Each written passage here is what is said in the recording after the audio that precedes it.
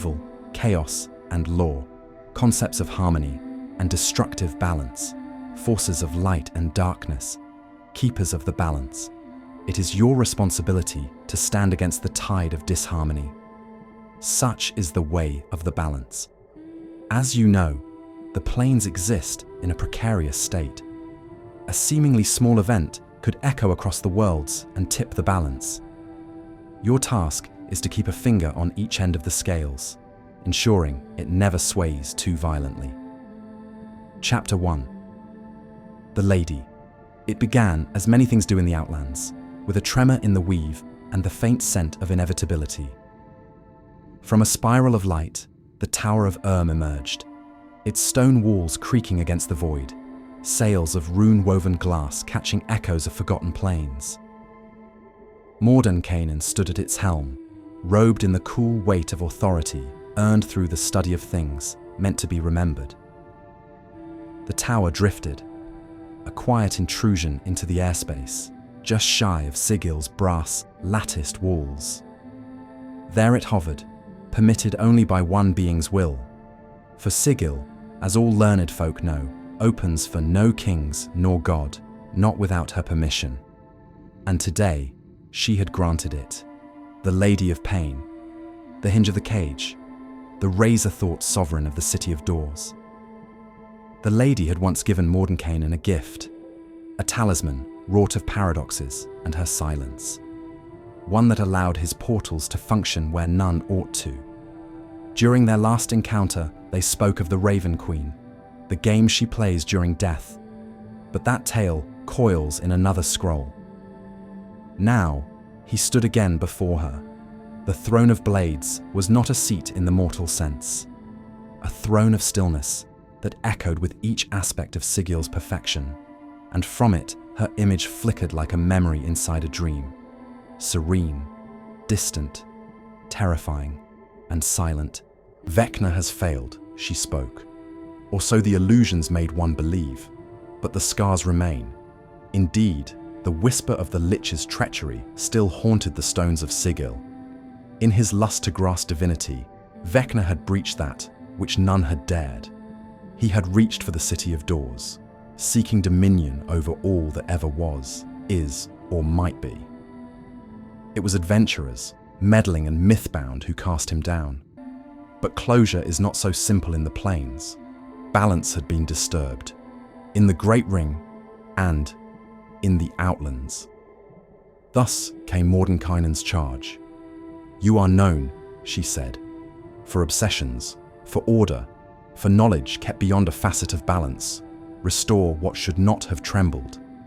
The gates, the 16 gate towns that ring the edge of the Outlands like beads on a planar rosary, each tethered to an outer plane, a will of divine alignments, each now vulnerable from the Lich's past incursion, for the gates were realigning, drawn too far toward the nature of their respective planes. Should they tip too far, the Outlands would lose them, consumed by the realms they mirrored. Then came the vision, a projection, hovering mid-air, its glyphs dancing with the colors of the alignments, pure law, unshackled chaos, the stillness of good, the endless burning of evil. He saw a wizard, himself perhaps, press his palm against each gate's gem, each a jewel wrought in the color of the plane it mirrored.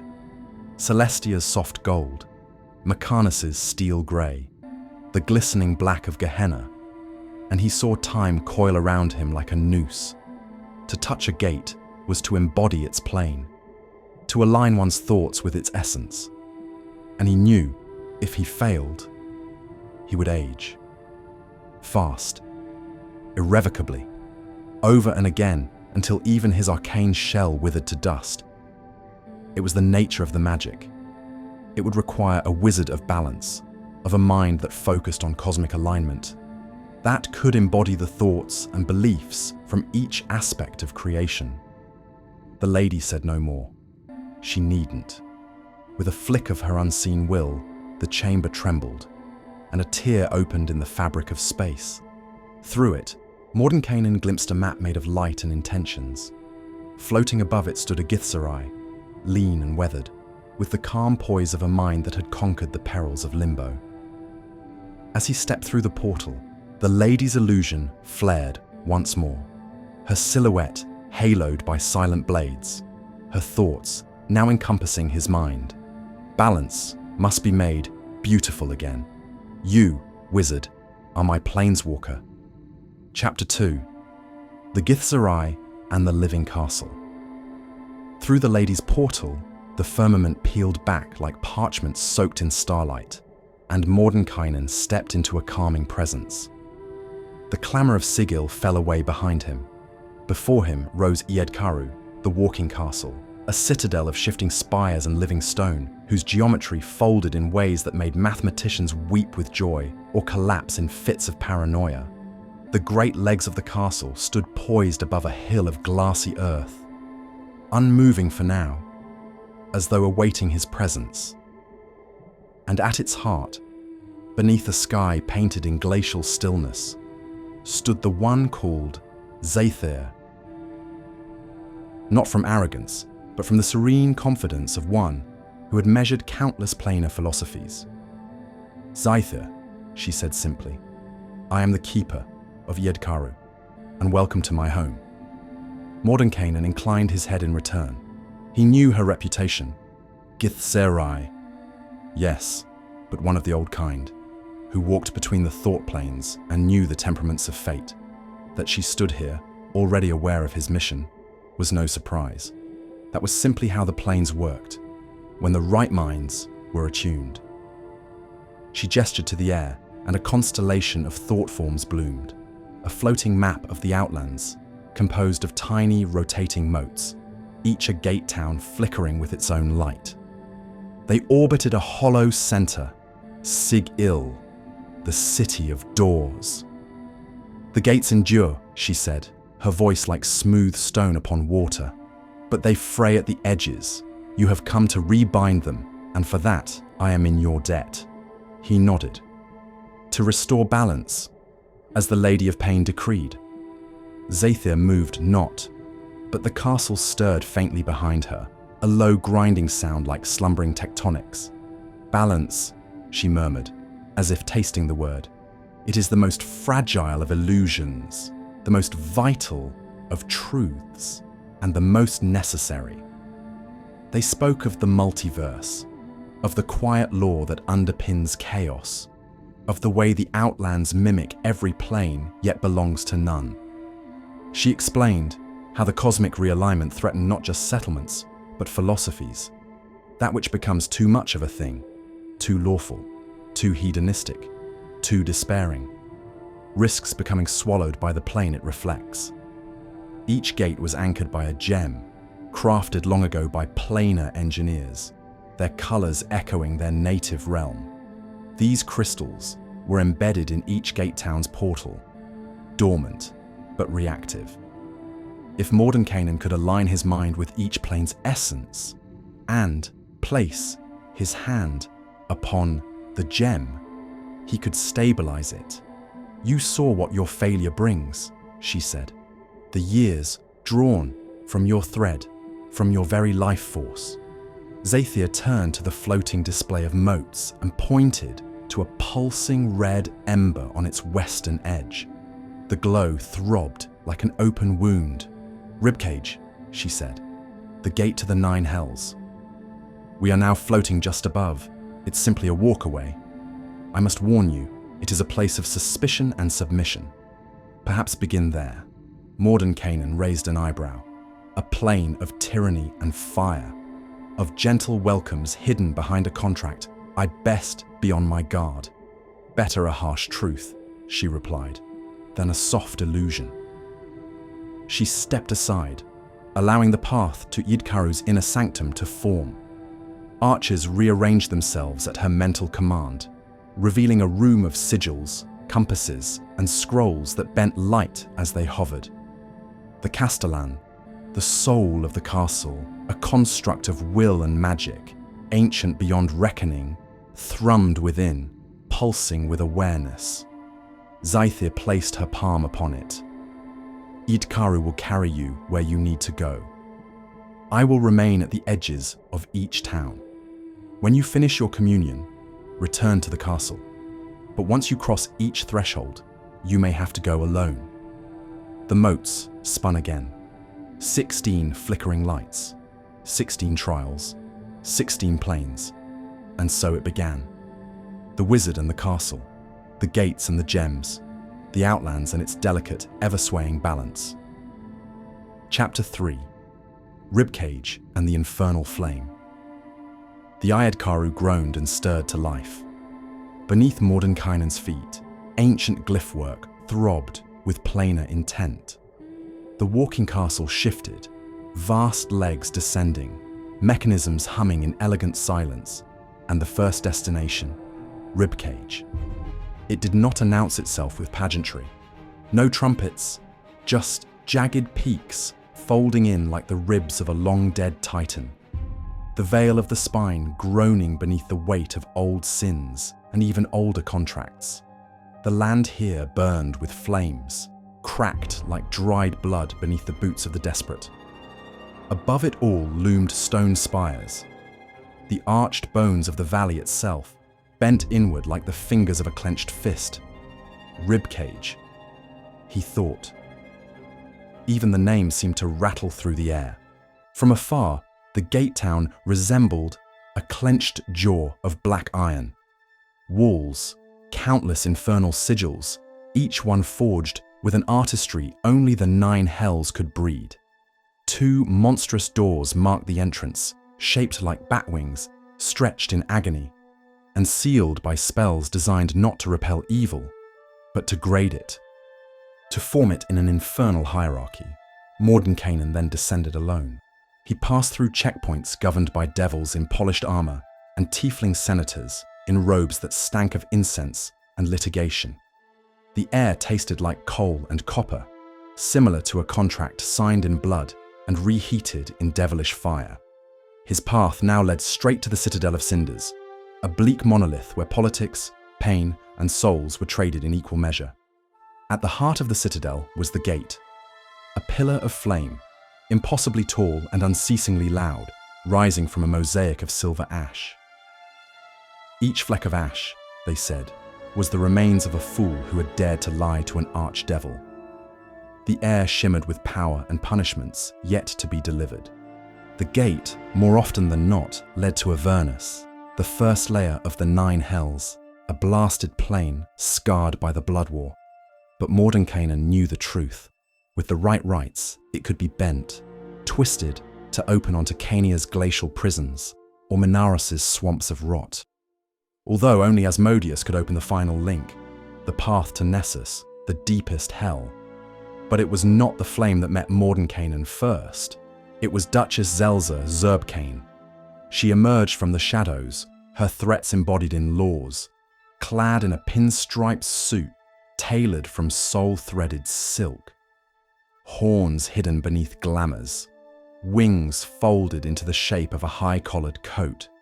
Her heels clicked on the tiles, each step pressed down by the weight of unicorn horns affixed beneath them.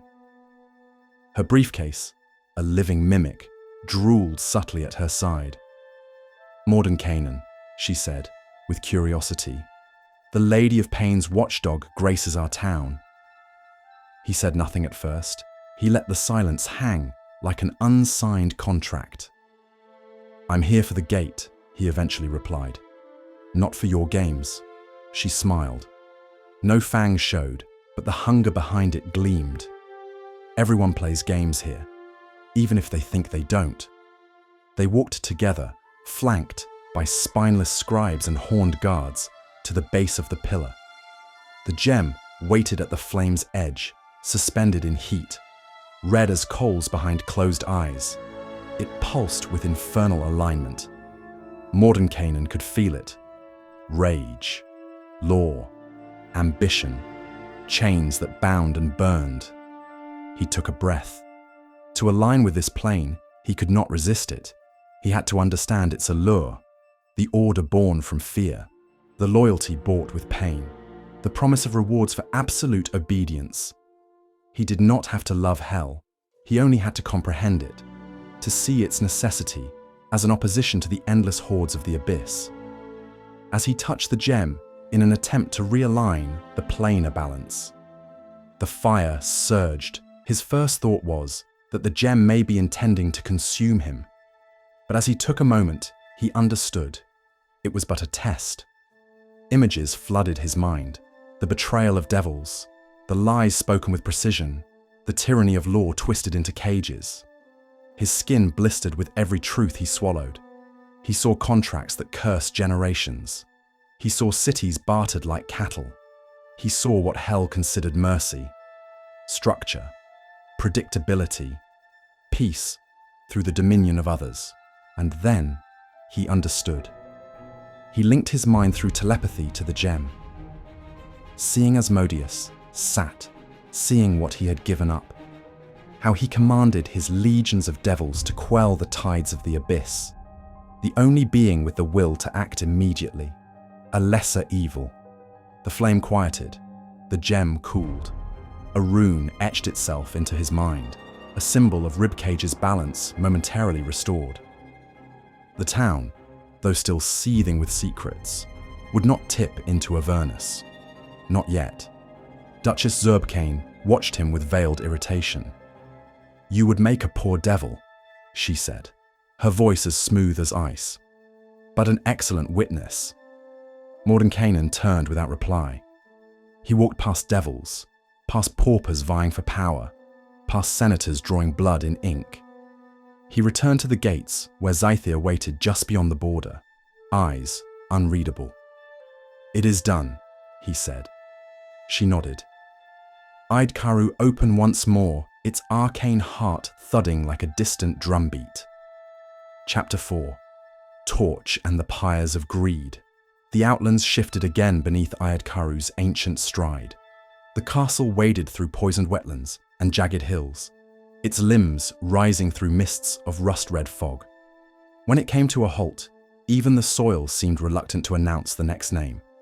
Torch. 3 volcanic spires speared the horizon, their peaks clawing at a sky perpetually veined with soot and blood-orange light. Rivers of pyrophoric gas stitched the cliffs with fire. Somewhere deep below, the ground belched with a molten cough. The locals called it a warning. Everyone else called it by what it truly was: suicide. Here, no bells marked the hour, only eruptions from the 3. Mordenkainen stepped onto the blackened slopes of the middle spire. Magel, a column of brittle rock veined with molten scars. Torch was less a city and more a collective affliction. Its people crept like cinders in the wind, faces half-shrouded, eyes sharp with hunger. The spires themselves were stratified in class and cruelty. The lowland swamps were ruled by pickpockets and muscle thugs who bled locals for protection. The middle heights held the guildmasters, the fences, the smugglers. The peaks, well, those were for the family. No one named the family, not directly, not without checking over one's shoulder 3 times and cutting a coin in half as a ward. Their rule was silent, absolute, and enforced by countless rumors. Torch was a town where knowledge could kill and gossip could promote your station. Mordenkainen moved like an outsider, which made him instantly suspicious, yet none dared approach him. His staff shimmered faintly, and his shadow flickered with warnings.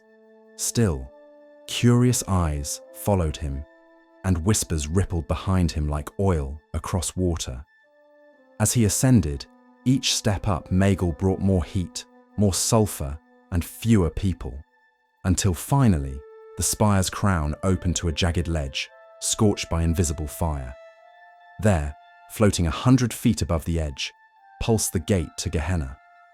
A red orb, the color of fresh wounds and old regrets, hung in the air like a baleful star. It seethed with a planar fury. Beneath it, blackened earth, a caustic wind, and a single gilded bowl resting atop a pedestal of fused bone and glass. The shrine. A rumbling snore cracked the quiet like thunder behind a veil. Mordenkainen turned and saw the shift of titanic coils beneath the stone, a brief flash of crimson scale and a sigh of smoke. Old Goldbelly. Once a tyrant of legend, now little more than a miser with wings and a temper, the red dragon slumbered beneath the crust, dreaming of tributes and further revenges not yet taken. Despite this, the dragon was still deadly, and oh so vain. Mordenkainen approached the bowl. From his robes, he drew a coin of ancient mint, etched beyond its initial worth.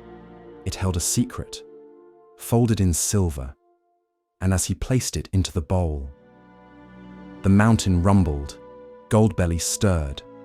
One slitted eye, the size of a shield and twice as cruel, blinked open beneath the lava. A scholar's offering, came the voice, rough as brimstone. What do you seek, wizard? My passage through to the gate. I will not linger long, ancient one. The lady has asked for my passage. I only seek to know, will I survive this trial?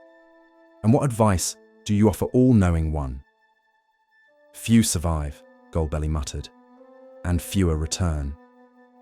Laughing, in his ancient draconic tongue, the dragon's claw, thick as a tree trunk, emerged from the flame and pointed toward the edge of the cliff.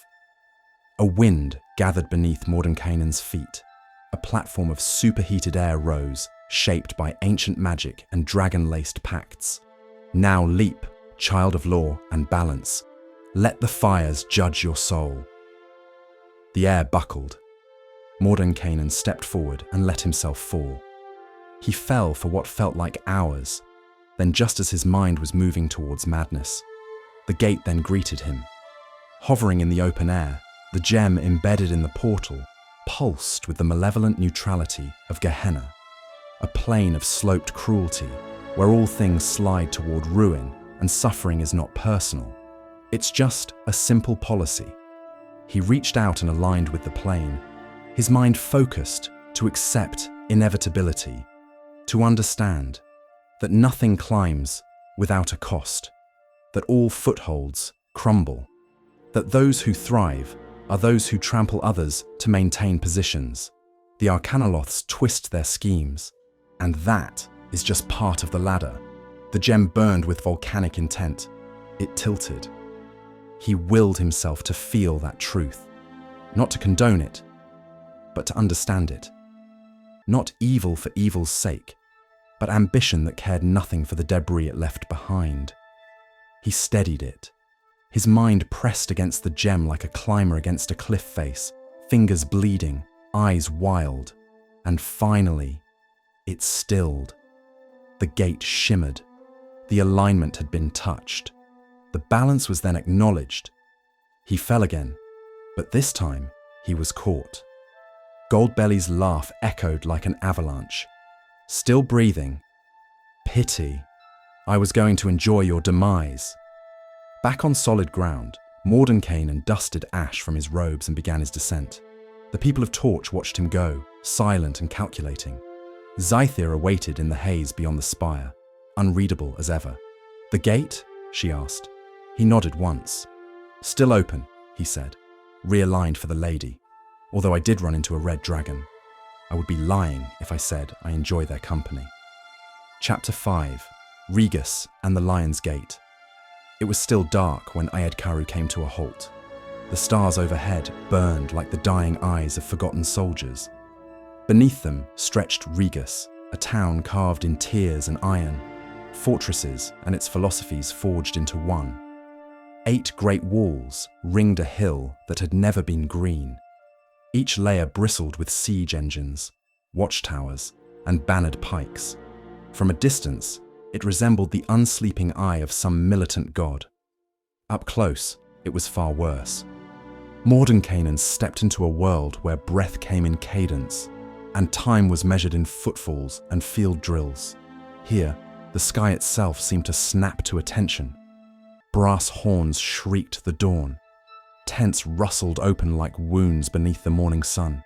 Soldiers, clad in crimson and chainmail, shook the sleep from their bones, shouting numbers, barking oaths, moving in perfect formations across the muddy parade yards. The scent of sweat, steel, and boiled rations filled the air like an incense to war gods. Every being in Regus had a rank, even the goblins, and even the rats. Mordenkainen was given a badge. chalk white, unmarked, a slate, not trusted nor respected, barely seen.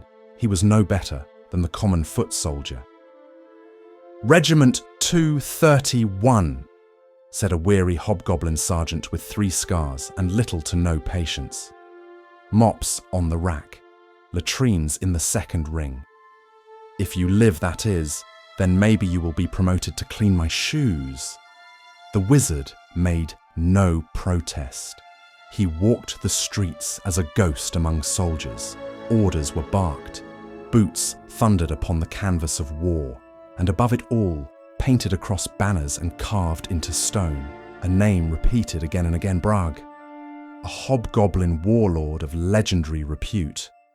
His silver armor bore no scratches, yet his eyes bore every wound he'd ever witnessed.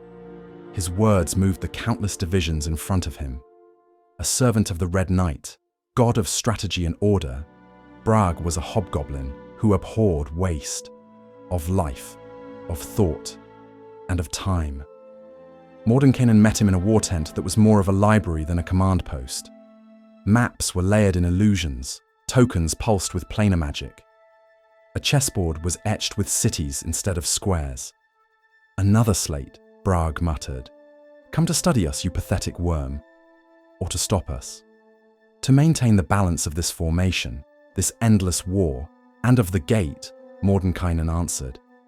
"Your city leans toward Archeon. You know it." The general's brow twitched. "War is a balance. Even my pathetic goblin kin know this. We control the chaos. This battlefield you see in front of you, wizard, is something we control. Don't test me, you wretch." Mordenkainen's patience was waning. "I am here to repair the gate, so that your legions continue to fight, and your connection to the infernal battlefield remains open." "Let me pass," the wizard said. "Otherwise the Outlands will lose you, and your endless battles will cease." They said nothing for a long while. Then Brag gestured, once, sharply. 2 guards escorted Mordenkainen down the hill, through a door of iron, down a staircase of 1,000 steps, past barracks, smithies, and echoing chants, down into the crown's basement, where the deepest ring pulsed with grim anticipation. There stood the Lion's Gate, a structure of bone and purpose, an arch that resembled a lion's maw frozen mid-roar. Within it churned a gaseous curtain, striped with a black, roaring band, the Eye of Archeon, a realm of cubes that crashed through the void, where war never ceased and soldiers were born only to die in ranks. The gate smelled of ash and blood, with the gem hovering just beyond the veil, suspended like a prize too costly to win. To align with Archeon was not to crave death. It was to accept orders, to obey without questions, to kill with brutal efficiency, and to embrace battle not for glory, but because it was assigned. Mordenkainen closed his eyes. He remembered the cries of battlefields, the cold calculus of his spells and casualties. He let himself feel the weight of Brag's burden, to lead men he pitied, into wars he hated, but also adored, and to understand the infinite battlefield had no end. He pressed his hand to the gem, the curtain screamed. Regus itself held its breath. Then, silence. The roar dimmed. The eye faded to a simmer. The gate had been balanced. When he emerged, Brag nodded, once, and for Mordenkainen. That was enough. Back at the edge of the town, Zathir stood with Ayed Karu, the castle's limbs already flexing. "The Lion's Gate?" she asked. "It sleeps," he said. And as Mordenkainen pondered the teachings of Archeon, he understood. Peace was restored to a distant memory. They stand continually on the brink of total war. But even though they may be afraid, their lives taught them one thing. It is that war. War never changes. Chapter 6. Automata and the Turning of the Gear. The path to Automata was marked by precision. Ayed Karu strode through terrain that reshaped itself to grids and rulers.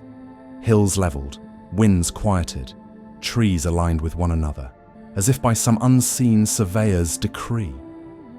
By the time the castle arrived at the city's border, the outlands had been folded into angles, each bent a statement of intention, each line a correction of the world's natural curve. And there she stood. Automata, the clockwork gate town of Mechanus, where every bolt gleamed and every corner obeyed its geometric corrections. From above, it resembled a perfectly squared labyrinth, interlocking structures spaced with metronomic symmetry. Streets were labelled with alpha numeric codes, punctuated with decimals and fractals, like the index of some living library. Mordenkainen, long used to planar eccentricities, found himself briefly bewildered by the very order of it all. The Madrons, of course, were unbothered. They marched in tidy chains, blinking and chirping in modulated bursts of logic. Their bodies ticked with miniature gears and shifting faceplates, and their round glass eyes observed all with the calm of perfect certainty.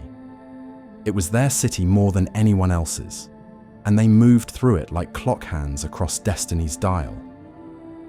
At the Council of Orders Hall, 3 figures awaited. Aristomus, the Githzerai captain of the guard, stood, his voice clipped and tone measured. Juliet 314, a high-ranking Octon Modron, spun gently mid-air, chirping politely while presenting graphs on crime fluctuations in decimal-adjusted intervals. And Seraphiel, the tiefling priest, greeted Mordenkainen with hands clasped and a gaze that judged the soul as much as the paperwork. Purpose of visit? Juliet 314 asked brightly. Gate recalibration, Mordenkainen replied, familiar with Mechanus's method of communication. As per instructions from the Lady of Pain. There was a synchronized nod. Scrolls fluttered into being. Stamps appeared mid-air and pushed down like documents filed away. Permits were approved before his reply had finished. Bureaucracy, it seemed, could move faster than light when motivated, but not all was in harmony. Beneath the glinting order, the inverse whispered. A hollow realm under automata, home to the discontent and the disqualified. There, rogue Modrons deviated from protocol with creative malice, and the Council of Anarchy, 3 Decatan Modrons warped by entropy, held mock trials over impossible crimes. Law, after all, can be twisted as much as broken. Mordenkainen declined the invitation to descend. Instead, he was led to Modron Way, a wide, immaculate avenue paved with mirrored metals. It culminated at a grand plaza where the gate to Mechanus turned. A toothed gear, rising vertically like a monolithic coin, spun in place with ponderous grace. Its rotation was slow, deliberate, and eternal. Each click was a truth asserted. Every notch a memory of order imposed upon the chaos of reality. To use the gate, a clearance was required, naturally. A cubic Modron scanned Mordenkainen's permit, whirled twice, and stepped aside with mechanical precision. The gem hovered at the gate's core, silver grey, gleaming with inner light. A fragment of Mechanus's perfect engine, humming in tune with the prime cog, the central axis of the outer planes. Mordenkainen stepped forward. To align with Mechanus was to surrender individuality, to become part of a grand pattern, to find peace in predictability. The thoughts of the prime cog pressed into him, cold and pristine. The idea that every action has a place, that every variable can be accounted for, that even randomness must be scheduled. He exhaled. For this was the antithesis of his nature, the antithesis of wizardry itself. But he did not fight it. He observed it, studied its rhythm, listening for the spaces between the ticks. And in that stillness, he found the gem. And as it vibrated, light shimmered across the gear. Time slowed, Even the Modrons hesitated, blinking in recursive loops. Then, balance. The gear's teeth glowed briefly. The gate acknowledged him. The Order of Mechanus extended its silent thanks, in the absence of errors. As Mordenkainen stepped back, a faint tremor pulsed through the city. Another great march will come, Seraphil mused. They always do. Then let us hope it marches on schedule, Mordenkainen replied. Chapter 7. Bedlam and the Whispering Chain. Where law had ticked and gears had hummed, now came Bedlam, a place whose only consistency was the roar. Ysgard shuddered as it approached the crater's edge, its ancient hull groaning against the gale, a yawning wound in the outland's skin. The basin of Bedlam spiraled downward like a god's forgotten breath, and at its core stood a tower like a wound upon the outlands. Sablereach, a spire of obsidian carved into the shape of an outstretched hand, as if some long-dead deity had reached skyward before being swallowed by chaos. Winds howled from the blast gates at its base, 6 arched vents that shrieked day and night, turning conversations into grunts and gestures, and friendships into flung chairs and maddening curses. Mordenkainen descended on foot, leaning into the wind, his cloak billowing like a banner of defiance. The locals were hunched, grim-faced souls who regarded him with contempt, dulled by exhaustion. Each alley he passed seemed barely held together by rusted nails and desperate curses. The air stank of mildew, wet stone, and unspoken crimes. A bedraggled man spat near his boots, missed thanks to the gust, and offered a charming, "You dress like a tax collector's pet." Mordenkainen didn't bother responding. That was considered a compliment here. The whispers came next. Faint, cruel things, thoughts not his own. Strike the insult from his mouth.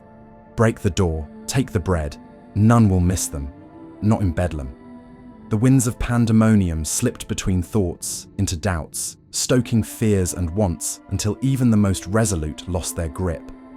The buildings screamed as the gusts pried at them. Roofs shuddered, doors rattled, souls frayed, and there, rising in the dark, Sablereach awaited. At its base, iron blast gates spat freezing wind with such force that even Mordenkainen struggled to remain upright. He wrapped an arcane ward around himself, a dome of silence to block the worst of the howling, and pressed forward, passing through each gate with effort and his taut resolve. The wind clawed at him, promising nothing but pains. Pains of his past and of his future, of depression and anxieties in equal measure. Eventually, he reached the gate chamber, a pressurized diamond vault lined with hand rings that rattled like old bones. The walls dripped with ice-laced condensation, and from above, the portal churned, a howling hole in the ceiling, the eye of Pandemonium itself, bound by a chain of muddy ice, tethered like a leash that trembled with every breath of the wind. And there, upon a ledge high above, stood Cirrus the Silent. A towering figure, a cloud giant, white-skinned and faceless, her features obscured by vapors, and her presence thick with reverence and fear. The wind shifted, and as her voice came to him in a whisper, it formed a scream within his mind as it landed. "You have come to hear the madness, wizard, and to still it, to reduce the pressure." Mordenkainen bowed his head slightly. "To balance it, if it can be balanced." The wind hissed through the chamber like a sneer. "It never stops. It shouldn't stop. But it must not spread." The gem lay in the center of the floor, half buried in ice, shivering with an unnatural cold. Unlike the others, this one pulsed erratically, as though resisting its own nature. To align with Pandemonium was to surrender to chaos. Not joyfully, but inevitably. To let go of plans, of identity, of safety. It was to whisper to yourself in the dark and answer back with a stranger's voice. To integrate the fears the worries, and to let them consume you. And in that consumption, a method of peace would be obtained. Mordenkainen stepped forward. He knelt, placed his palm upon the gem, and then the wind entered him. Memories scattered, words unraveled. His name echoed in 1,000 different languages, each one wrong. The laughter of his enemies, the guilt of his greatest failure, the scent of his first fireball, his own voice telling him, "It doesn't matter. Let it go. Let all of it go." But he did not. He held. For he knew one thing that many denizens of that plane didn't. It wasn't in accepting or pushing away the pain. It was about the neutrality of the thought, the moving of the idea to a neutral state, so that in its true form, it was neither painful or forgotten, simply understood for what it was, a series of actions within the endless choices of life. He remembered his task, the gates, the outlands, the balance. The gem, at last, stilled. The winds did not die, but they lessened just slightly. Cirrus drifted down beside him, tall and wordless. You have anchored nothing, but you have reminded it of stillness. He nodded once. Then I have done enough. I have done what the lady asked. As he returned to the upper rim, the wind chased him. Whispers followed, hungry and unfulfilled. Zathir stood waiting, her robes flapping like sails. "You look rumpled," she said dryly. "It tried to take my name. Did it succeed? Ask me tomorrow." She raised a brow. Idkaru opened, its lights low and welcoming. Mordenkainen stepped inside. The last gust of Bedlam's breath, tugging at his cloak before vanishing into the dark. Chapter 8. Fortitude and the Tyranny of Perfection.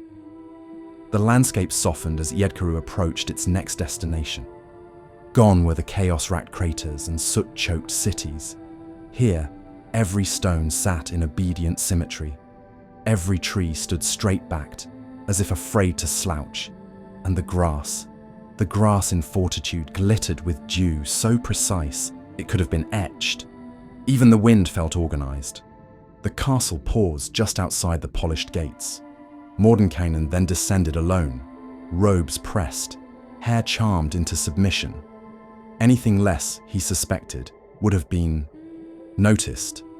Fortitude, the gate town of Arcadia, realm of law, married to goodness, or at least the appearance thereof. The entire town was a shrine to conformity, a place where symmetries were not just admired, but enforced. Every street curved with exact angles. Every citizen smiled the same curated smile. At first, it all seemed pleasant. Polite greetings, pristine gardens, children laughing in measured decibels. But beneath the surface, something felt brittle. People's eyes darted to Mordenkainen's unpolished boots. A speck of dust on his cloaks earned a quiet gasp from a passing elder. A kindly young man offered a handkerchief, with the reflexes of someone trained to intervene before imperfection could take root. He made his way to the grove, where the ziggurat of flame rose. A low circular pyramid of ivory stone, 7-tiered, each step scrubbed daily by volunteers. At its summit blazed a green flame, tall and unwavering, a fire that neither flickered nor smoked.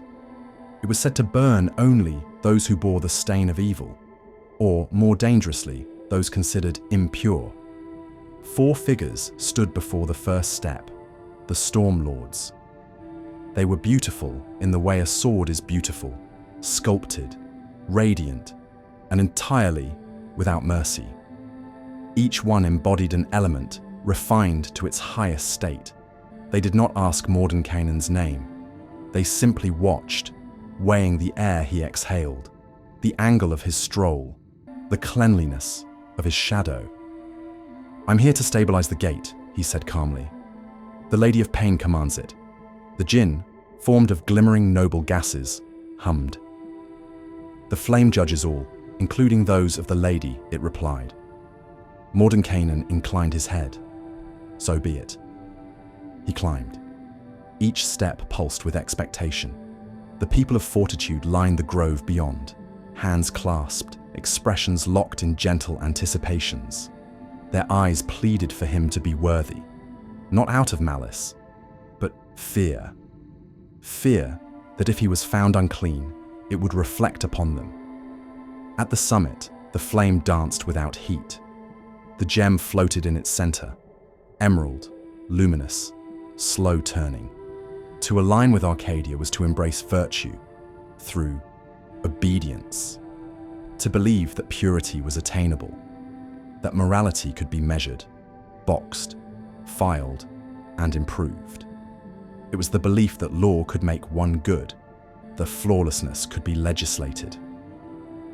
Mordenkainen hesitated. Then he reached, and the flame assessed him. Images flashed across his mind, every moment of doubt, of selfishness, of pride. The many times he had broken laws to save knowledge, the times he had refused to help because it was not his burden. Unclean, a voice murmured in his skull. Untidy, unworthy. He did not retreat. I am not here to pass. I am here to preserve, to inform the balance, to right the wrongs I have done, but in doing so, to accept them fully, as sometimes a lesser evil must be played. That too was law. The gem glowed brighter. The flame pulsed, and then quieted. The judgment ended. The portal shimmered, content for now. At the base of the steps, the Stormlords bowed their heads, in reverence and recognition. Balance, the Diamond Dow rumbled. Even here, it has merit. Mordenkainen nodded in return. As he stepped beyond the grove, a townsperson approached with a glowing magical lint roller. He politely declined. Zythir stood by the gate's outer border, one eyebrow raised. You survived the flame, Mordenkainen. Barely. I think my left sock offended someone. Did it? He glanced down. No, but that's not the point. Chapter 9. Excelsior and the Blinding Light. The next stop along the rim of the Outlands rose like a hymn, each note structured, each pillar poised in the key of righteousness. The walking castle, Ayed Karu, slowed its march as golden mist coalesced ahead, and beyond it loomed Excelsior, the gate town of the 7 heavens of Mount Celestia. It glittered with a gaudy opulence and with grace, streets inlaid with flecks of silver and gold, towers spiraling like psalms etched in alabaster. The air itself shimmered with divine warmth. Yet to Mordenkainen, it was less warmth and a lot more pressure. For light in excess does not only illuminate, it also exposes. He stepped down from the threshold of the walking castle into sanctified stone, his footfalls echoing softly, as if even sound were expected to be reverent here. The residents of Excelsior were radiant, quite literally. Mortals walked in the company of archons, and angelic beings glided overhead, trailing the scents of myrrh and rose. There were no whispers in this place. Conversations were held in open courtesy, measured and honest. Deceit died here in silence, for all attempted to accept and to provide their grace. And at the heart of this golden city stood the Godstrand, an alabaster tower so tall that it pierced the clouds and seemed to touch the foot of Mount Celestia itself. As Mordenkainen approached, the crowd parted for him with serenity, all in expectation, as if they had known he would come and had already welcomed the outcome. Waiting before the tower stood Foro, the High Chancellor. Draped in sun-spun robes, her eyes were soft as dawnlight and twice as steady. "The Lady of Pain sent you," she asked, though not with challenge, more as a confirmation of prophecy. "She did," Mordenkainen replied. Foro inclined her head. "Then may the Sunweaver guide your steps." She extended her hand in benediction. With that blessing, pure and unclouded, he ascended the stairs of the Godstrand alone. As he graced the interior of the tower, Mosaic-laced stairways curled like golden helixes. Each step was harder than the last, with the weight on the soul. The further he climbed, the more vivid his conscience became. Failures rose like shadows behind his eyes. The spells misused, the hands not extended, the knowledge hoarded, but also the brilliance, the chance of redemption. Yet, he did not falter. He reached the final level, an open gallery wrapped in soft white cloud. 7 gleaming steps hovered above the gallery floor, suspended mid-air before a celestial portal wreathed in radiant fire. At their base stood 2 warden Archons, unmoving, unblinking, eternal. Their halberds shimmered with divine judgment. "Do you come in service of harmony, of righteousness?" asked one. "I come in the service of balance," Mordenkainen replied.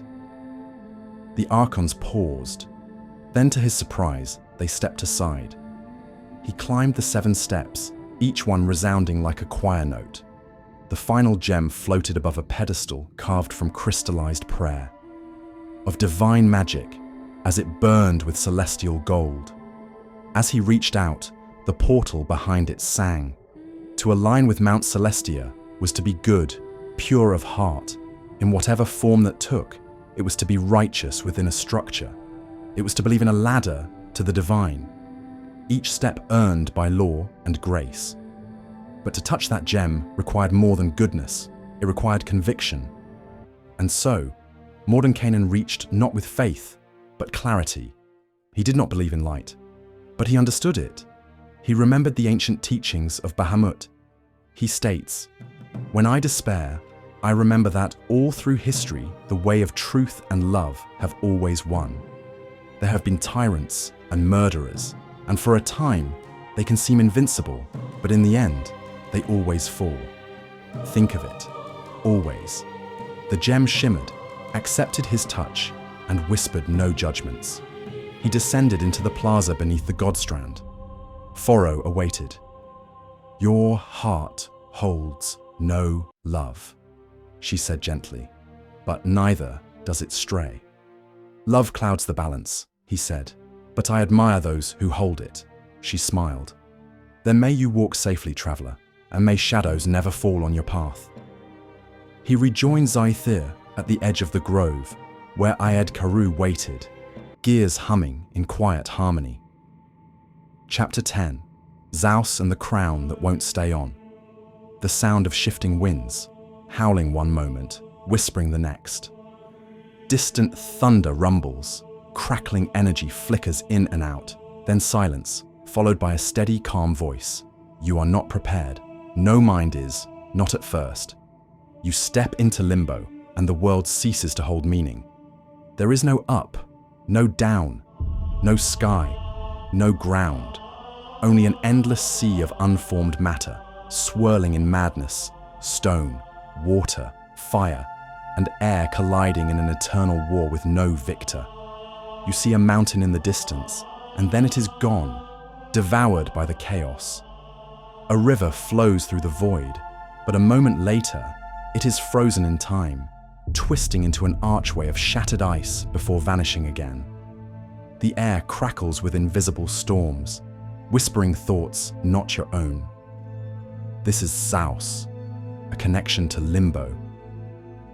As Ysgard stepped from stability into the anarchic churn of Zeus, the walking castle groaned. Gears clicked out of sequence. Its legs staggered against dunes that turned to cobbles, that turned to moss, that turned to flame glass, all in the span of a breath. XIII closed her eyes in meditation to stabilize the foundation. Mordenkainen, however, merely smiled. Ah, the plane with no rules, save one. Obey none. Zeus sprawled like the dream of a mad architect. Part mountainside, part bog, part seaside promenade under a rain of falling frogs. The buildings jostled for position like squabbling thoughts, and the roads behaved like unwound spools, tangling into new layouts with every blink. Overhead, A parade of flying astral whales drifted by in solemn silence, and at the city's crooked core, a being stood beneath a crown of prisms that changed color and orbit with every heartbeat. This hour's monarch was a turtle in a monocle who greeted Mordenkainen by tossing him a scone and demanding a poem in return. He complied one quickly, an expert of words. Stones forget their shape. Names dance where thought dies. Show me the real Limbo. Approved! The turtle beamed, then was struck by a rogue kite made of knives. As he collapsed with a giddy, "Long live the next!" The crown of prisms soared upward, spinning, seeking, and at once perched upon a confused gelatinous cube, who now gurgled in regal tones. Mordenkainen paid no further mind. He moved toward the only constant in Zaos, the floating, adamantine citadel that hovered above the madness like a thought held still. The Githzerai embassy was a paradox, calm, focused, enduring, a platform suspended on discipline. There, waiting, as if she had known he would arrive precisely now, stood Almera, her psionic aura pulsing like still water disturbed by questions. "You are not of our blood, but you walk between, like the Gith should. I am here to restore your gate. Will you let me pass?" "Gith," said Mordenkainen. "Of course. You are already part of our work." She led him to the heart of the citadel, where Gith children played, a word once torn in half, then fought one another in the crucible of death. Statues of both Githyanki and Githzerai stood arm in arm, meditating toward a common purpose. The Lich Queen seeks us. Vlaakith would have our skulls and burn this hope, but Limbo favors the ones who imagine better. "She will not find you today," Mordenkainen replied, "but your secret will not be safe forever. No secret ever is." She gestured downward, and in that instant, the air parted to reveal the gate. The portal to Limbo today was a laughing storm cloud, a grinning maw of mist that crackled with purple light and rained confetti made of melting clock faces. "Tell me a secret," it demanded, its voice split between a barking dog and a mother's lullaby. Mordenkainen paused, then whispered softly, "How about a riddle instead?" Shattered and scattered, a piece incomplete, part of the puzzle of existence, in patterns discrete. "What am I?" The gate hummed, contented. It peeled open like a page, revealing a swirling maelstrom within. There, on a floating rock suspended by contradiction, the gem of chaos hovered, rippling through colors that had no names. To touch it, Mordenkainen had to still his mind, not by clearing it, but by embracing its entropy. He let every thought come, each contradiction, each question unanswered. He became thoughts unshaped, answered, and in that perfect disharmony, the gem aligned. He descended through the floating fortress, greeted again by Almera. "You wear contradictions well," she said. "We all do," he replied. "Most just try harder to hide them." She nodded once, and that is the closest thing to order Limbo will allow. Chapter 11. Plaguemort and the Knife with No Hilt. As Yedkaru limped into view of the blighted gate town, even the walking castle's enchantments recoiled. Its limbs buckled at the stink of boiling ichor, and its hull shimmered with protective wards as if the very name of the abyss clawed at its joints. Zythir watched from a safe distance atop the outer cliffs, wrapped in her usual serenity, but with her blade drawn. Mordenkainen stepped out alone. Below, the gate town writhed, a festering scab on the outlands, decayed homes slouched like wounded animals.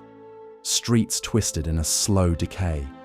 Beggars whispered hexes and saints were burned for their clothing and the warmth their bodies created. "This is not a place for plans," Mordenkainen murmured. "Only contingencies. I best be on my guard." The gaze of Blightsteel Keep loomed overhead, its jagged silhouette jutting from the hilltop like a blade stabbed into the back of the town it ruled. The walls pulsed with demonic veins, an organic ooze that secreted itself throughout, as if the keep itself were a living ulcer upon the land. At its pinnacle, Archelector Bex watched through stained glass eyes. He was a creature forged of chaos and bile, horned, hooved, and wrapped in chains that clinked like the promises he broke. His sermons were barked through rusted horns. From his rotting throne, he saw all and trusted none. Your arrival, Bex greeted, is a disturbance to the pit. It churns louder. Do not make it scream further. I've not come to stir the abyss, Mordenkainen replied. Only to seal what's cracked within the gate. I've come on the lady's order. The Archlector scoffed, his breath a sulphurous exhale. The abyss cannot be sealed. It wants, it hungers, it seduces. An infinity of layers, all hungering for the complete obliteration of the realms. The pit now showed itself. A pulsing, moaning sinkhole of tar and madness sang from its chamber. Encircled by thorned vines and guarded by the hounds, once men now bent in fiendish servitude, the gate's oily voice oozed into the minds of all who neared it. Mordenkainen stood on the platform, the briars licking at his boots, the ichor hissing with recognition. From the darkness below the platform, the pit yelled, "Do you wish to rule, wizard? Do you crave escape from your law, your balance, your futile leash? Jump and rise." He closed his eyes and remembered Igwilf's laughter, remembered Hallister's smile, remembered the day he first learned that knowing everything didn't mean being immune to temptation. He then saw the demons mentioned by Igwilf, Grazist, Demogorgon, and Dagon. He was then sucked into their promises.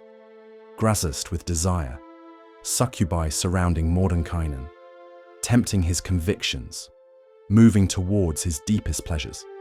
If he had let himself slip for even a second longer, he would have succumbed.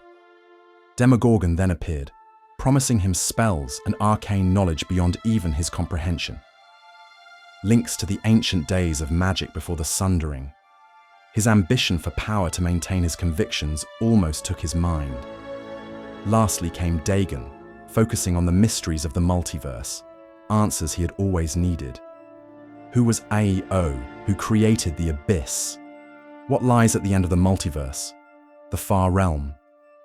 It was all too much, but then he remembered his circle of 8. His purpose was his to craft. No shortcuts. No, he screamed. And from the folds of his cloak, he drew the gem, now clouded and flickering like a flame in a blizzard. It trembled in his hand as the pit howled, offering names, power, promises, endless secrets.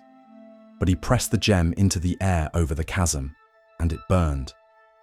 With a flash of crimson blue fire, the pit screamed. Its surface writhed. It shuddered not with its own pain, but with frustrations. It could not tempt what he had already refused. As Mordenkainen left the keep, Bex did not follow. The pit was already whispering replacements to him. He returned to Edkaru, where Zythia waited in silence. Her gaze lingered on the smoke rising from the moaning hill. "You look wearier. I've very rarely seen worse," he said.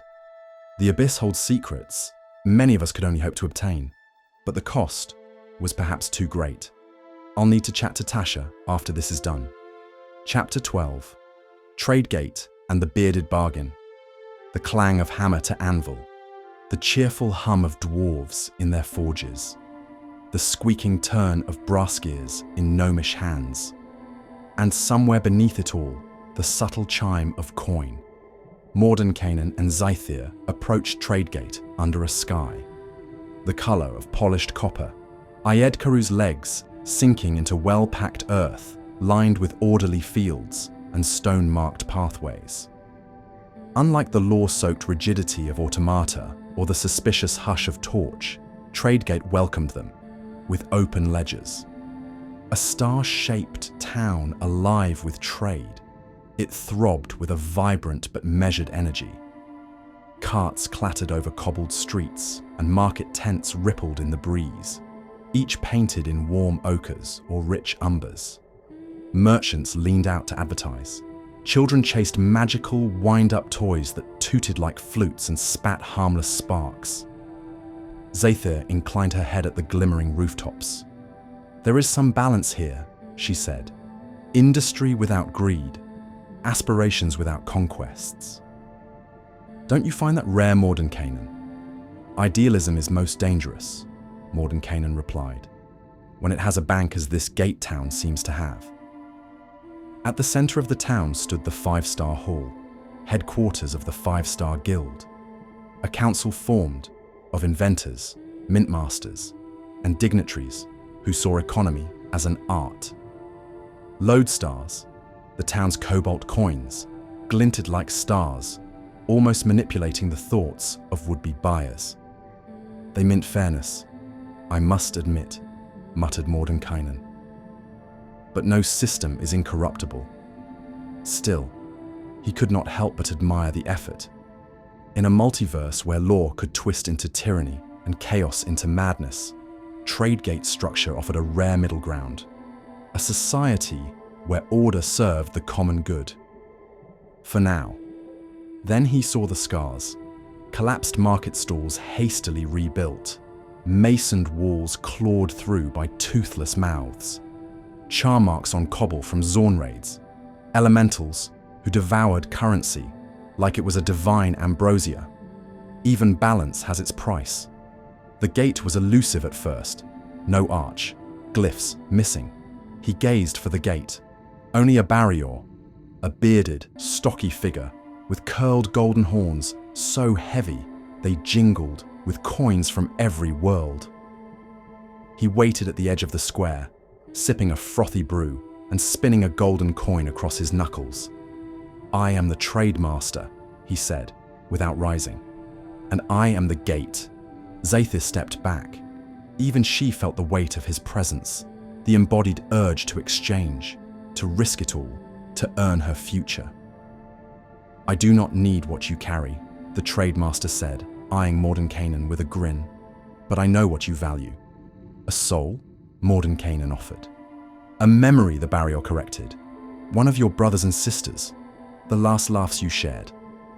There was a long pause. The barrier's eyes glinted. Or perhaps one of Bigby. Tangling with that frost giant didn't do him any favors, did it? Zathir turned sharply, but Mordenkainen held up a hand, still questioning how the trade master could know such a thing. "And if I decline?" "Then you may stay," the trade master said, rising. His hooves rang like gongs upon the stone. "But the path forward will close. Doors do not open for free, not even the ones within you." With slow resolve, the Archmage reached into his satchel, not for coin, but for a pearl of power. It pulsed softly. "I will offer this instead," he said. The barrier leaned in, sniffed once, and nodded. "Fair," he said, and struck the cobblestones with his hoof. The plaza rippled. Between two merchant stalls, the air shimmered into a curtain of sunlight, hung with gold script that read not in words, but intent. Zathir approached with quiet awe. "Your heart remains yours," she said, "but it is lighter than before." "Some trades are not losses," he answered, "only choices, and as even the wisest being knows, the market always decides." Then, as Mordenkainen peered over a stall formed into a minor gate, humming in the synchronized state of the trade. As the gem took in the resonance of Tradegate, it steadied further. Its flickering ceased. The balance held firm. Chapter 13. Ecstasy and the Bones of Joy. To approach ecstasy is to feel your heartbeat slow, your shoulders ease, your thoughts, once sharp with mortal concerns, begin to drift. The city of plinths rolled out before Mordenkainen, akin to a painter's dream. Dandelion golds and lavender blues swept across quiet fields. The sunlight danced through blades of grass with the care of a lover's touch. Breezes sang lullabies. Bees worked, content and unhurried. And atop the plinths, those solemn monoliths of stone, wood, crystal, and bone, sat pilgrims and philosophers, their legs crossed, their eyes closed, their minds turned toward the sky. Was the sky always so empty? One mused aloud as the Archmage passed. Or did the stars grow weary of watching us fail? They left, answered another on a nearby pedestal, for better company. XIII remained outside the town's bounds. Even for a Githzerai, steeped in detachment, the place was too soft, too pliant, too easy to forget the dangers of comfort taken into excess. Mordenkainen moved through the town like a ghost in deep contemplation. Children laughed in fields. Elders painted the breeze in their minds. The dual monarchs ruled from distant perches, one masked in gold, flamboyant and warm, the other cloaked in silver, silent as midnight's cool breeze.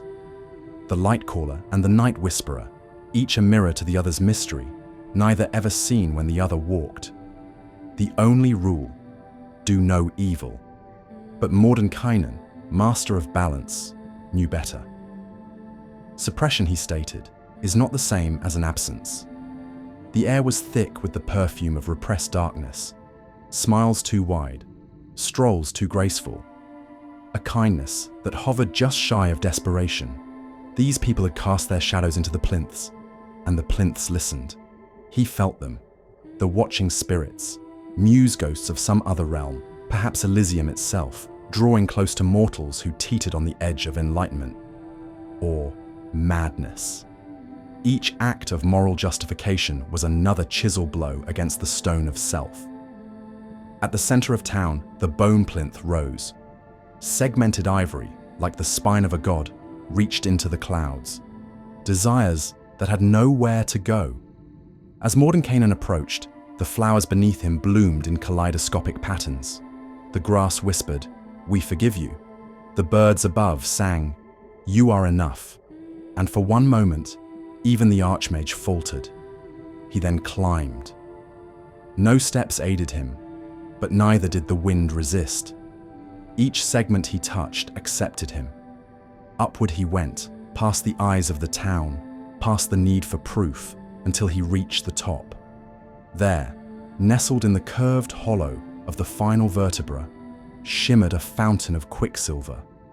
Liquid mirror, rippling without wind, reflecting not the sky, but all possibilities. He reached down past the vertebra, into the gate mechanism. Placing his hand into his robes, he withdrew the gem, now softened at its edges, pulsing gently like a heart at rest, pushing the gem into the device he then contemplated. Elysium, he now said, where even wraths must ask permissions to breathe. And he cast the gem into the pool.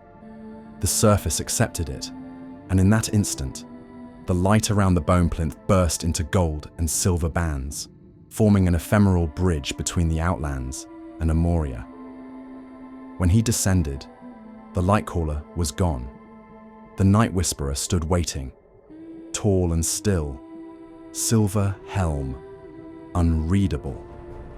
Chapter 14, Glorium and the Roots of Glory. Steel rang out in song. Horns cried out across the fjord like lovers in mourning, and Mordenkainen, Archmage and Scholar, stepped away from the last glimmers of ecstasy's gate and towards Glorium. As he turned his head, he was then met by a shout. A stranger, with a beard. The voice came from the hill. A trio of children, no older than 10, raised wooden spears and made mock charges at the wizard. "Name thyself, coward." Mordenkainen gave a soft smirk. "I am Mordenkainen." Set into the slopes of a snow-kissed fjord, the city sprawled beneath the serpent's gaze, a titanic statue winding like a dragon across the mountains, its fanged mouth poised to bite the sky. Lodges rose from the icy earth like scars.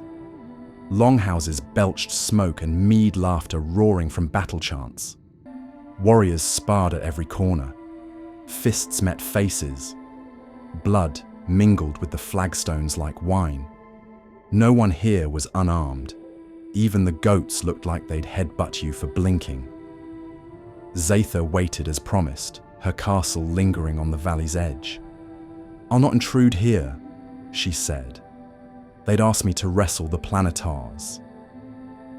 Mordenkainen journeyed into the town, drawing curious stares and disapproving scowls.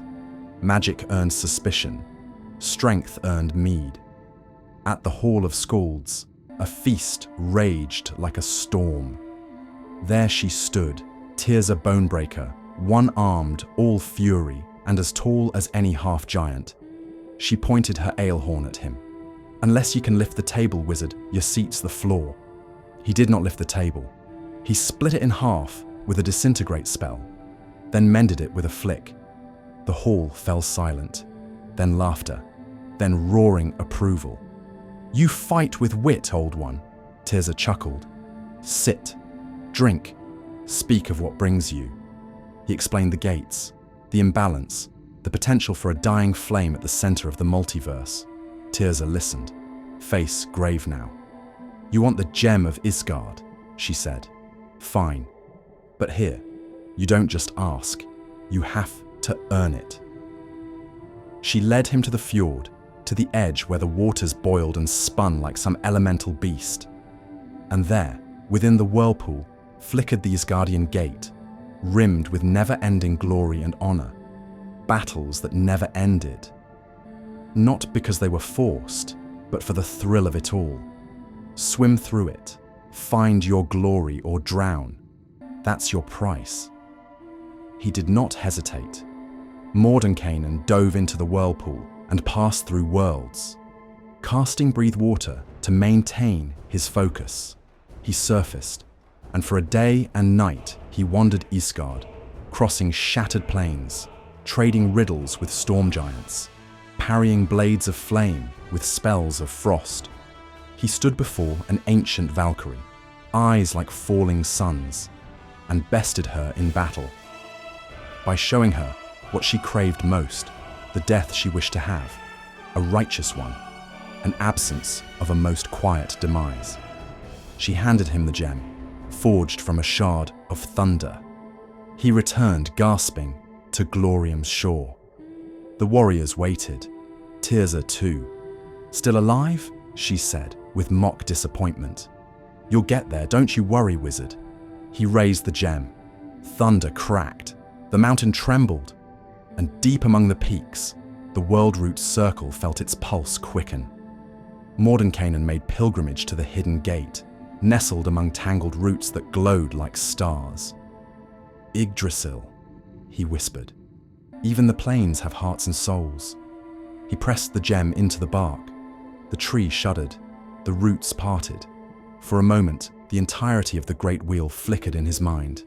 The gate buckled, then held. Such is the way of the balance. Chapter 15. Sylvania and the Song That Never Ends. They crowned him in daisies before he could protest. "You're late, love," laughed a harpy as she looped a garland over Mordenkainen's head. "But don't worry, we haven't started yet, and we never end." The Archmage blinked. He had stepped from Glorium's roaring wartide into this. Music rolled through the glade like warm wine. Flutes twined with lutes. Drums thudded like heartbeats. Satyrs tumbled through the air. Fey-blooded elves, Eladrin, sparkled with joy and sweat. Further in the distance, a minotaur juggled burning apples while riding a unicycle woven of flowers. Sylvania was a living riot of joy, a gate town of perpetual celebration, where night never fell because no one wished or remembered to call for it. Mordenkainen adjusted his robes. They had been silently transformed into shimmering, loose-sleeved garments that smelled faintly of lilac and lavender. A flower blinked on his shoulder. "I seek the gate to Arborea," he muttered to a passing Dryad. "You seek?" she gasped. horrified. "But it's your party, dear wizard." He was ushered from the feast to performances to whispered secrets. Each time he tried to ask, his hosts responded with only laughter or poetry. "The gate is there, where the music turns inward," one said. "It's in the place where longing lingers," offered another. He felt it then, a subtle pull, not toward the revelry, but beneath it, a second melody, hidden, softer, sadder, the music of aches. He wandered into the deeper woods. The trees thinned, the lights dimmed. The music, still bright behind him, began to fade into something else. In this hush, he saw them. The seven spiriters, though not directly. A topiary waved. A statue bowed. A little girl in a mask spoke with an adult's voice. "You are not here to dance, old mage. You are here to listen. She's about to sing." And as he turned his head, everyone was sat ready for the encore. After it finished, Mordenkainen clapped, then nodded. "The balance is shifting. I need the gem of Arborea to right it, then find it where joy turns to ache." The elf and Dryad who sang the harmony chuckled in unison. "Look for where laughter remembers the tears." And so, he followed the path to where the celebration stopped. He found them in a grove, those who had stayed too long. Dream-eyed souls seated beneath trees, smiling, still, wreathed in flowers that had grown through their hair, lost in ecstasy. One whispered as Mordenkainen approached, "Don't leave. It's so good here." But the wizard stepped forward into the center of the grove. There, hanging from a bough of silverleaf, was a pendulum of crystal and root, a gem that pulsed with every beat of the music outside and every silence within. He reached for it. A tremor shook the air. The gate flared open as a heartbeat in the forest itself. All around him, trees leaned in, sighing. The spiriters whispered in unison through the wind. Even bliss must end. But remember, it began here. Mordenkainen returned to XIII, the gem in hand. "You smell like wine," she said dryly. "And something older," he replied, like the ache behind a smile. Chapter 16. Cursed, where regret walks with shackled feet. Mordenkainen stepped through the flickering planar breach and into a town. He then almost vomited as a foul odor flew through his lungs. The Outlands still reached this place, but only barely. What light there was came slantwise and suspicious, like it was sneaking in through a crack in the world. Cursed. The gate town he knew that forgets no wrong, yet forgives nothing either. They watched him from rooftops and alley mouths. Every soul here had killed something, perhaps a friend, perhaps a name. The wizard's arrival was just another ripple in the dust. "Welcome," said a bent old tiefling selling bread with a knife still lodged in his back. "Don't stay long." He made his way to Blight Court, the cracked plaza before the burgomaster's keep. Soldiers of the Wall Watch, part Maleficent and part Damnation, patrolled like acid clouds in flesh. Their eyes were sunless mirrors to the despairs of their limited existences. Inside the keep sat Villigus Bazengar, a Chateau-Demodand with a bloated grin and hands like meat hooks. "You want the gem of Carceri?" He sneered. How quaint. "And what might you trade for it, Archmage?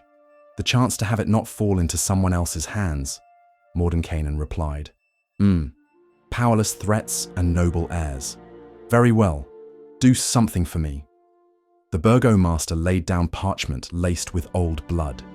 A name was scrawled there, one of Cursed residents, a traitor who'd betrayed even Cursed. Second exile awaited them. Villigus wanted Mordenkainen to decide if it was deserved. The wizard found the soul. A changeling who had stolen, yes, but to save a dying child in another gate town, Ribcage. The crime had been petty. The punishment had been signed and the name sealed away. For all accounts, the punishment was eternal. Mordenkainen stared at the bound figure, then at the swirling gate. a wound in the world, tucked in a barred chamber beneath the keep. It pulsed softly, like a sleeping heart, waiting to wake in fury. The choice was his. He drew forth his staff and shattered the lock instead. "I will not make you a part of my regret," he said. A riot followed. The Demodans, devils, and demons erupted, chaos and law never able to gain the upper hand. Mordenkainen had understood that Carceri was a plane of contentions, a plane of exile and prisons, where the overthrown and betrayed plotted their return. Viligus howled with betrayal. The Warwatch thundered in. But even as Mordenkainen vanished into the rising gatelight with the gem of Carceri, he left behind something far more dangerous than spells. He left behind hope, a balance to the darkness and despair of passions and poisons, of kingdom-shattering betrayals. And as the fighting continued, the changeling passed the gem to the mage. Stolen from Viligus Bazangar, and as Mordenkainen placed the gem within the gate compartment, the gate rebalanced itself. He understood what Carceri was, a plane of betrayals, of treachery, and that no matter the size of the betrayal, it was the only truth that stuck. Zathir met him on the edge of the Outlands, the gate pulsing behind him like a clenched jaw. "You disobeyed a Warden of the Abyss," she said, eyes narrowed. "He was not mine to obey, nor my prisoner to punish. I did not wish to fuel the hatreds that run deep, as with the river Styx." Mordenkainen replied. Chapter 17. Faunal, where the wild speak with forgotten tongues. There are places where the boundary between man and beast is merely imagined, a polite fiction told to preserve pride. Faunal is not one of those places. Mordenkainen stood at the edge of the greenbrier canopy, his hand resting lightly on a crooked branch. The Faunal that once nestled at the edge of the Outlands was no more. It had been devoured by the Beastlands, a fitting fate for a place where instinct outweighs any form of industry. He moved through cracked ruins and roots like ribs, swallowed by moss and rain. Here, cities were bones of civilization, chewed by vines, and the claws of the primeval forces that roamed its woods. The camp came into view, greenbrier, a crescent of canvas in a clearing, where sentient beasts and cautious merchants shared fires. Sapient eyes gleamed from the dark. Mordenkainen was met by Parvaz, a gold-tailed albatross. If you are wondering about the town, well, Old Faunal was taken because it belonged to nature, to no ruler. But these bones, he gestured with his beak, these do not. And the pool waits, Parvaz warned, circling once. "I don't intend to rebuild it," said Mordenkainen, "only to understand the rumblings of the roots, of the wind in the leaves." At the awakened pool, where a statue of a forgotten druid loomed half buried in leaves and silence, Mordenkainen knelt. The water shimmered, and when he placed a hand into its mirror, the whispers of the forest bloomed. Two voices answered. Ebonclaw, stalking from the jungle, his black-fanged mouth curling with disdain. "Peace is for simple prey. The law of the jungle is the only one that matters." Ophelia then moved forward, a knoll poacher, stepping gently yet thunderously between tangled roots.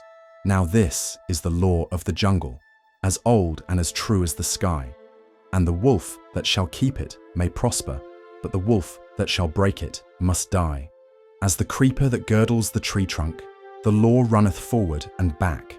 For the strength of the pack is the wolf, and the strength of the wolf is the pack." And as he stopped speaking, he looked up, a slight crease of fear encompassing his demonic face. The vile hunt was nearing. Trees screamed in sap. Saplings trembled. Then came a laugh that did not belong to any forest, and through the clearing an echo, then the rattle of gold teeth. Mordenkainen did not interfere when Ebonclaw and his predators ambushed the hunters, nor when Ophelia rallied the herbivores to trample the wounded. He watched as the jungle resolved its own justice. But later, under the waning moon, he poured silver dust into the pool, binding the magic of the gate. He provided a gift, or perhaps it was an anchor, and as he placed another of his pearls of power, giving further fervour to nature's wild rhythms, the gem of the gate pulsed softly in his satchel, warm with primal breath. Xaither greeted him at the fringe of the foliage. "Another lesson?" she asked. "Yes," he said. "Even in chaos there is truth. The wild of nature and the jungle is not cruel, for it is honest. It doesn't decide, for thought is absent in its designs." Chapter 18. Hopeless, where colour dies and silence reigns. The screaming gate leered above Mordenkainen's approach. Its maroon-painted face had begun to peel again, the tears flaking like scabs. He stepped through without a word. The air inside was heavy, though no pressure weighed upon his body. The buildings here showed their age or wear, the lack of any care from any denizen. Doors sagged on hinges like the size of their owners. The sky, a bruised smear of charcoal and frost, knew no sun for what seemed like eternity. The colour grey had grown bold and hopeless, dressing every stone and soul in its funeral shroud.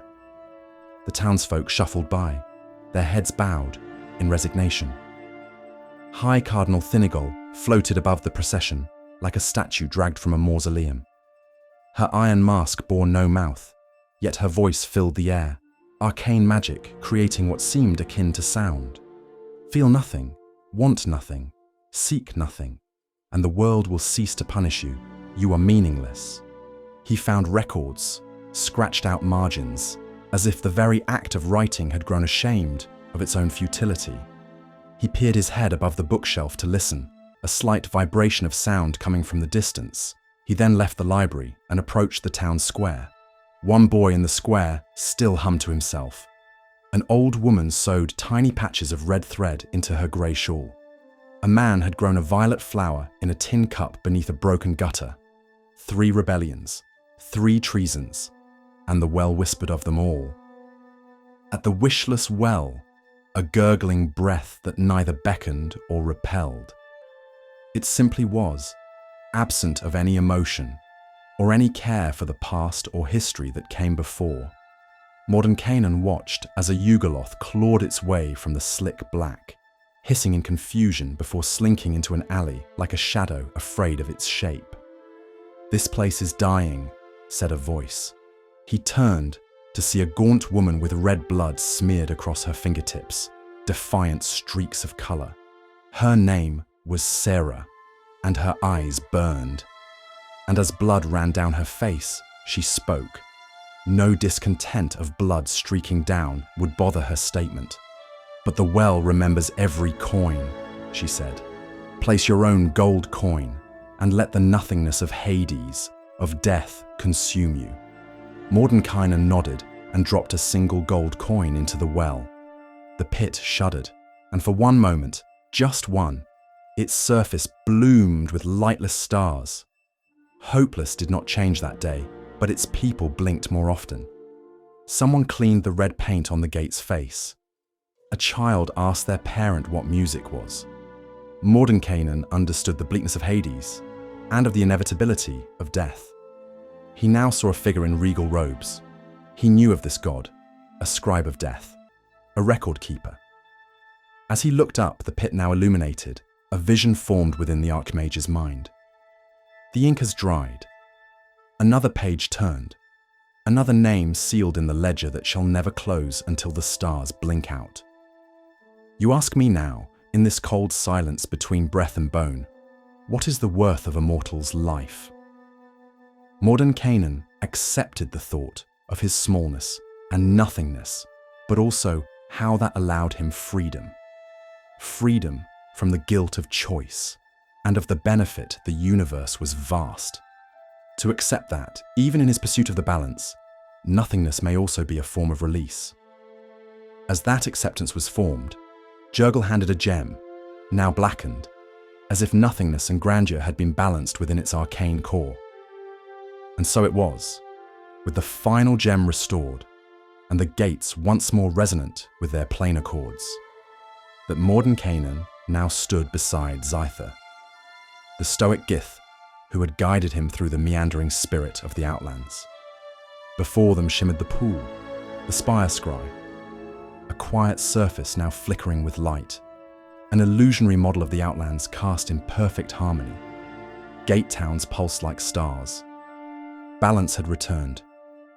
XIII spoke no grand words, nor did Mordenkainen. A quiet triumph. When they returned to Sigil, the Lady of Pain awaited. She did not speak, but in her stillness was approval. From her presence radiated a psionic brand, a vision, a dream that slid like mercury into Mordenkainen's mind. He saw fragments, elusive and shifting. A shadowed figure cloaked in thorns, descending through planar fire. A whip of chains. A scream that birthed the first demon lord. A crown cast aside in the streets of Plaguemore. A rebellion, or was it exile? And at its heart, a being of absolute detachment, not evil, not good, but bound to the fulcrum between. The Lady of Pain was no stranger to the start of the Blood War, the vision whispered. A rebel Tanari, an arch-lectress of the Abyss turned to a guardian of neutrality, or simply a myth given form to frighten both fiends and gods alike. Mordenkainen could not know, but what he did understand, deeply, quietly, irrevocably, was this. The lady stood apart, as he had always tried to. She preserved the balance by being the immutable constant. Where others waged wars, she drew lines. Where powers clamored for dominion, she offered silence. And in that silence, the scales of the multiverse hung level. Vecna's once grasp for power was over. His disease finally healed. He turned from her then, not dismissed, not accepted, acknowledged.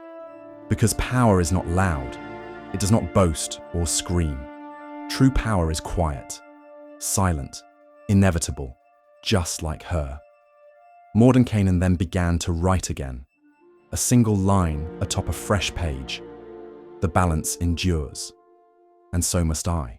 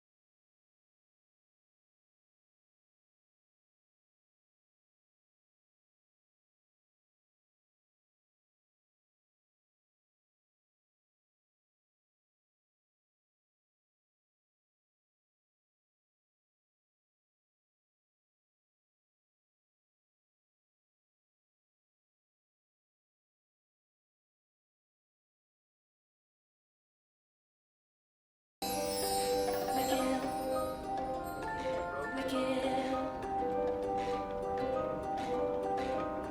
The kill is the shadow thief, bound by robbing fun and sin. A heart so bold, a spirit keen, in twilight dance he's never seen.